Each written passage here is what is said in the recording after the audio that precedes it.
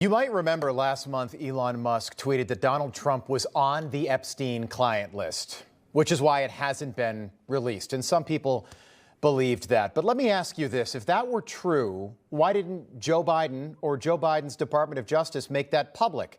Why didn't Kamala Harris make that public? Why wouldn't Merrick Garland leak it to the same media that was just leaked to on Sunday night? It didn't happen because it's not true.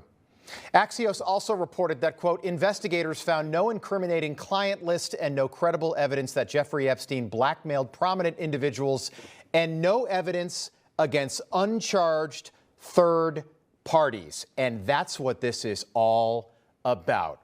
Who are those uncharged third parties? And who was really listed in that little black book that the New York Times wrote about in 2021? But this also raises several questions, the most obvious being, why did Jeffrey Epstein kill himself when he was facing sex trafficking charges in prison? And why is Ghislaine Maxwell in prison for 20 years on a sex trafficking conviction if no one was trafficking any sex? Does that make any sense at all? We don't think it does. We also think it's important to once again lay out why this matters, because it does.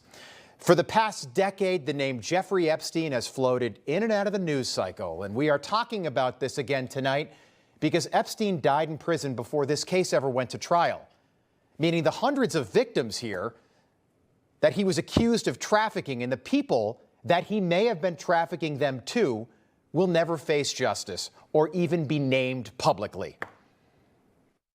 This never really goes away, does it, Sarah? I live every day in fear. I don't know where these people are. I don't know whether they're going to knock on my door, whether they're going to phone me, whether I'm going to get an email. Until they're arrested, I don't think I'll ever start to heal.